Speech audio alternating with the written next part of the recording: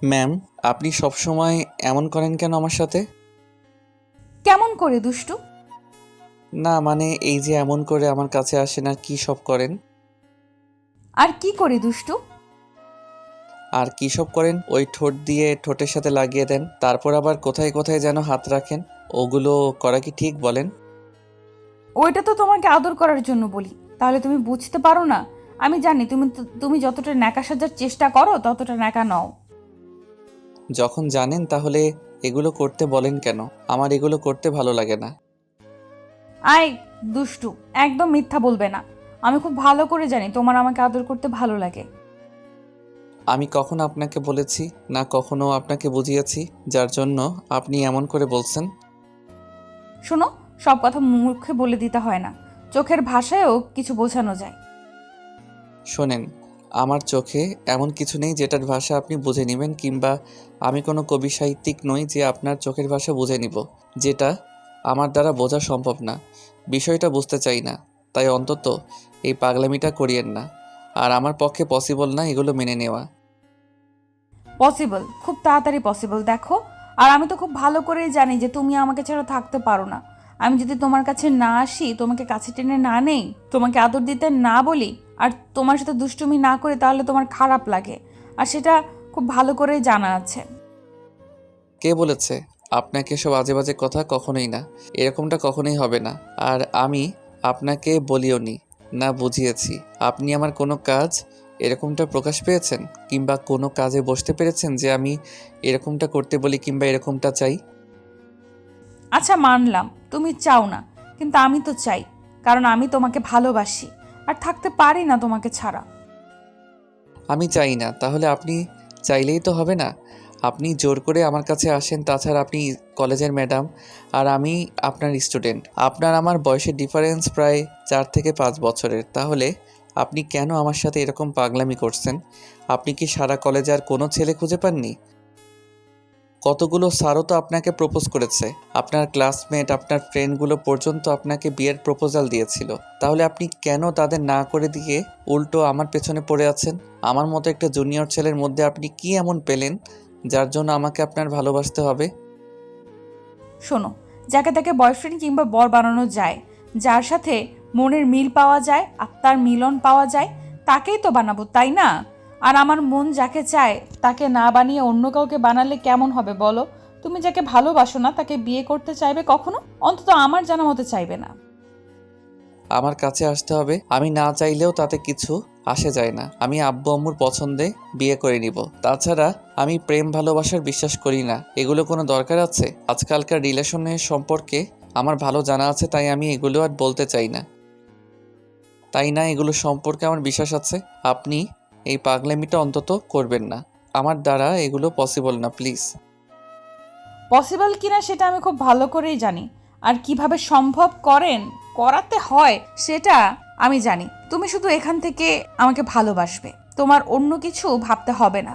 সবটা আমি ম্যানেজ করে নেব। মানলাম আপনি সবটা ম্যানেজ করে নেবেন, কিন্তু কি ম্যানেজ করে নেওয়ার কথা বলছেন? আর কি পসিবল হওয়ার কথা বলছেন? আমাকে একটু বুঝিয়ে দেন, সেটা না বলে আপনি। আমি জানি তুমি আমাকে ফ্যামিলির কারণে ভালোবাসতে চাইছো না। আমাদের বিয়েটা কেউ মানবে না, সেটার জন্য তো তুমি আমাকে দূরে সরিয়ে দিতে চাইছো, তাই না? দেখো, এরকমটা কখনো হবে না। আব্বু আম্মুর খুব আদরের আমি, যেটা চাইবো সেটাই হবে। তাহলে তুমি কেন আমাকে মেনে নিতে পারবে না? ওইটা আপনার ভুল ধারণা যে সবাই সবটা মেনে নিবে। আপনি সবাইকে মানাতে পারবেন, অন্তত আপনার ফ্যামিলিতে মেনে নিবে না। কারণ যখন জানতে পারবে 4 বছরের একটা ছোট ছেলের সাথে আপনি রিলেশনে জড়াতে চাইছেন, তখন ওরা কিছুতেই মেনে নিবে না। আর এটা তো আপনার মনে হচ্ছে, কিন্তু কখনো এরকমটা হবে না। তাই দয়া করে আর এই পাগলামিটা অন্তত করবেন না। বেবি, আমি কোনো পাগলামি করছি না। আমি তোমাকে ভালোবাসি না সেটাই বলছি। আর যদি তুমি আমাকে কেন ভালোবাসতে পারবে না, নাকি আমার ভালোবাসাটা তোমার পেতে ইচ্ছে করে না? আমি তো জানি তুমি আমাকে কতটুকু ভালোবাসো আর কতটুকু কাছে পেতে চাও। না, আমার কারো ভালোবাসা পেতে ইচ্ছা করে না। আপনি শুধু শুধুই পাগলামিটা করেন। আমি আপনাকে কখনো বলেছি কিংবা কখনো বুঝেছি বলেন? বুঝিনি তো, তাহলে আপনি এই পাগলামিটা করছেন কেন? কলেজে প্রথম দিন থেকে এসে দেখছি আপনি আমার উপর নজরদারি করছেন। আমার সাথে এরকম দুষ্টু মিষ্টি কোনো খুনসুটিগুলো করছেন, এগুলোর মানে কি বলেন? এসব যদি কলেজের মধ্যেই জানাজানি হয়ে যায় তাহলে কত বড় একটা ঝামেলায় পড়তে হবে ভেবেছেন? সবাই আমাকে বাজে ভাববে। আমি আপনাকে জোর করব এসব করতে বাধ্য করি, তাহলে আপনি কেন এগুলো করেন বলেন?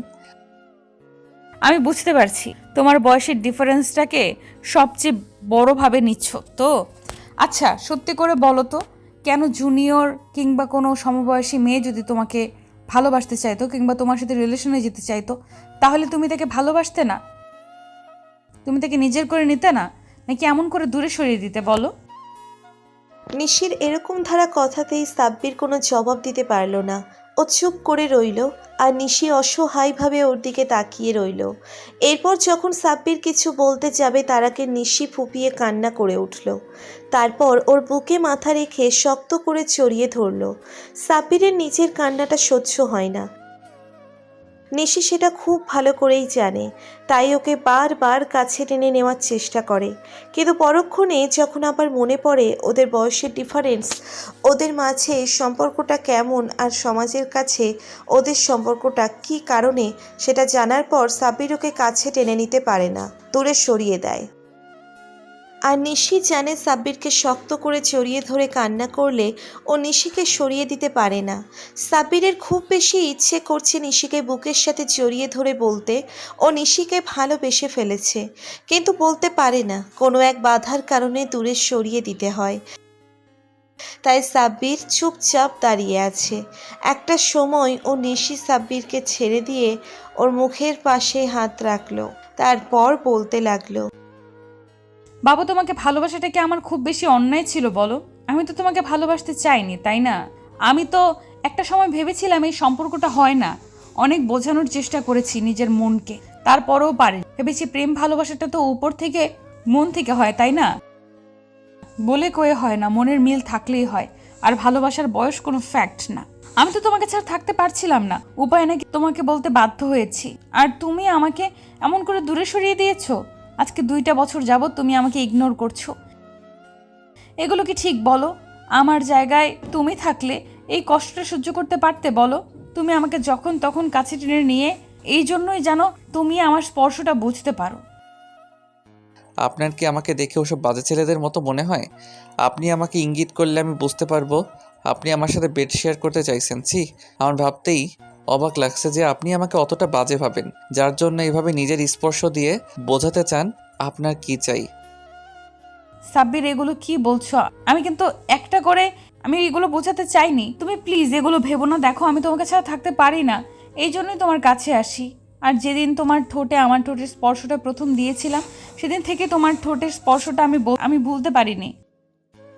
ওই জন্যই রোজ আমার এগুলো চাই। আমি থাকতে পারি না তোমাকে ছাড়া, ওই জন্য আমার ভালোবাসাটা বোঝাতে তোমাকে এইভাবে গভীরভাবে স্পর্শ করি। আমি তো চাইলে আরও কিছু তোমার দ্বারা করিয়ে নিতে পারতাম, তাই না? সেটা করিনি, কারণ তাতে তুমি আমাকে বাজে ভাববে, ওই জন্যই। আর এগুলো জানাজানি হয়ে গেলে অনেক ঝামেলা পড়তে হবে। যখন বুঝতে পারছেন যে এগুলো জানাজানি হয়ে গেলে অনেক বেশি ঝামেলায় পড়তে হবে, তাহলে কেন এই পাগলামিটা করছেন? আপনি বুঝতে পারেন না যে এগুলো আমার দ্বারা সম্ভব না? তারপরও এই অভিনয়টা না করে এখন নিজেকে একটু আমার থেকে দূরে সরিয়ে রাখেন, সেটাই বোধহয় ভালো হবে। আমি কাকে কি বলছি? আমি তোমাকে বলছি ছাড়া থাকতে পারবো না। তুমি কি না আমাকে এমন করে দূরে সরিয়ে দিতে চাইছো? তোমার কি মাথা ঠিক আছে নাকি? তুমি কেন এরকম পাগলামি করছো?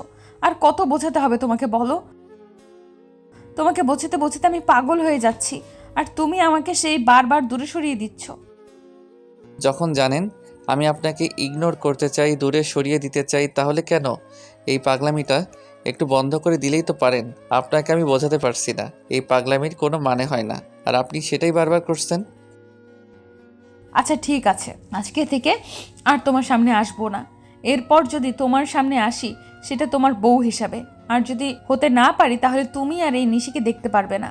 জানতে পারবে এই মেয়ে তোমাকে খুব বেশি ভালোবাসতো, যে কিনা তোমার ম্যাডাম ছিল বলে তুমি তাকে এমন করে দূরে সরিয়ে দিয়েছো।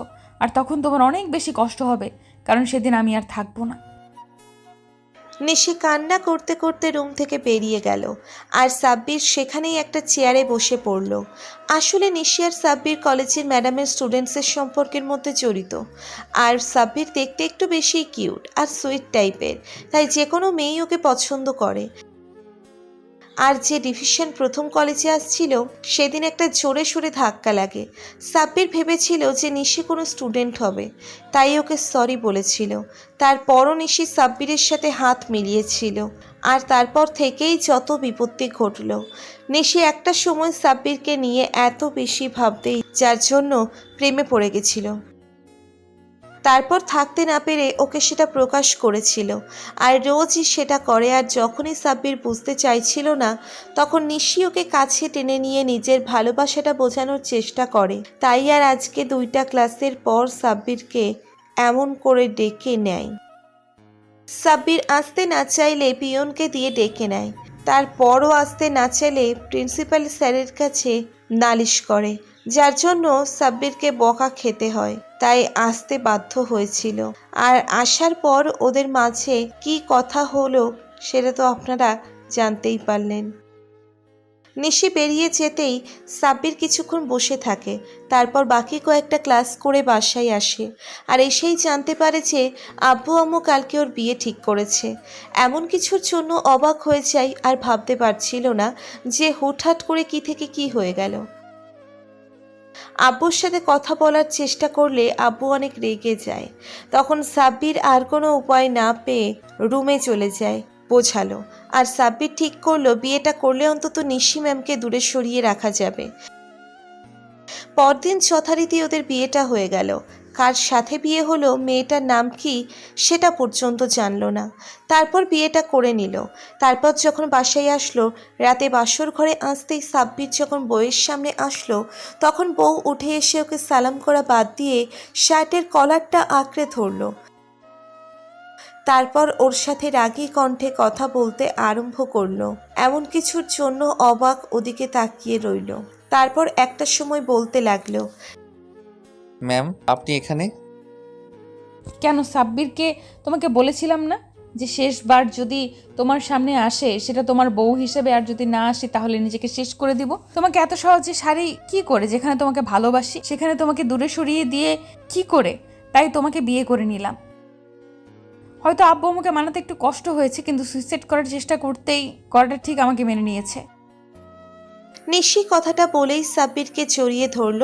সাথে সাথেই সাব্বির বুকের ভিতর কেঁপে উঠল, কারণ নিশির সুইসাইডের কথা শুনে সাব্বির ওকে ছাড়িয়ে নিল। তারপর ওর হাতের দিকে ব্যান্ডেজ দেখল, হাতে বিশাল বড় একটা ব্যান্ডেজ। সাব্বির নিশির হাতগুলো 2 হাতে নিয়ে কয়েকবার কিস দিয়ে বলতে লাগলো, আপনি সব সময় এরকম পাগলামি করেন কেন বলেন? যদি আপনার কিছু হয়ে যেত এরকম একটা কাজ কেন করতে গেলেন? আপনি বোঝেন না এগুলো করলে আমার কতটা ভয় লাগে? তাহলে দূরে সরিয়ে দাও কেন? তুমি বোঝো না তোমাকে ছাড়া আমি থাকতে পারি না? তারপরও কেন এরকম পাগলামি করো? তুমি এইটুকু কেন বুঝতে চাও না আমি তোমাকে ছেড়ে দূরে থাকতে পারি না? কি করব আমি তো বুঝতে পারছিলাম না এর সম্পর্কটা কি সম্ভব ছিল। আপনি বলেন, যদি সম্ভব থাকতো তাহলে কি আমি আপনাকে ভালোবাসতাম না? মিথ্যে তাহলে এখন মানলে কি করে? তুমি শুধু শুধুই আমাকে কষ্ট দিয়েছো না, এর জন্য তোমাকে কষ্ট পেতে হবে। আজকে থেকে তুমি আমার কাছে আসতে পারবে না। তোমার সামনেই আমি অন্য ছেলেগুলোর সাথে প্রেম করব। দেখবো তুমি কি করে মেনে নিতে পারো। প্লিজ এই কাজটা অন্তত করিয়েন না। আপনি আমাকে কাছে না আসতে দেন, ভালো না বাসেন, তারপরও দূরে থেকে আমাকে কষ্ট দেন। আমার কাছে থেকে আমাকে কষ্ট দেন, তারপরও এরকম কাজ করিয়েন না। আমি সেটা সহ্য করতে পারবো না। না না, আমি তোমাকে কষ্ট দিব? তুমি আমাকে অনেক কষ্ট দিয়েছো। আমার প্রত্যেক রাতে তোমার জন্য কান্না করতে হয়েছে। তাই তোমাকে আমার কষ্ট দিতেই হবে, যাতে তুমি আমার ভালোবাসাটা বুঝতে পারো। এই পাগলি, বুঝতে পেরেছি তো। তাহলে তুমি কেন আমাকে বারবার এরকম করে কষ্ট দেওয়ার জন্য উঠে পড়ে লেগেছো? প্লিজ এরকমটা করিও না। আচ্ছা করবো না, কিন্তু তার জন্য তোমার আমার রাগটা ভাঙাতে হবে। তুমি যদি পারো রাগটা ভাঙিয়ে দিতে, তাহলে আর আমি এরকম কখনোই করব না। নিশি কথাটা বলেই সাব্বিরের মুখের দিকে তাকিয়ে রইল। তখন সাব্বির হঠাৎ করে ওর কোমরে হাত রাখলো। সাথে সাথে নিশি একটু কেঁপে উঠল। তারপর সাব্বির ওকে হ্যাচকা টান দিয়ে 2 হাতে কোমরে নিশিকে নিজের সাথে মিশিয়ে নিল। সাব্বির ওর ঠোঁটের কোণে ঠোঁট বন্ধ করে নিল। তারপর ওর চুলগুলো খামচে ধরে ঠোঁটের সাথে ঠোঁট মিলিয়ে দিল। এবার যেটা দরকার সেটা না হয় ওদের মাঝেই থাক, এত গভীরে যাওয়ার দরকার নেই।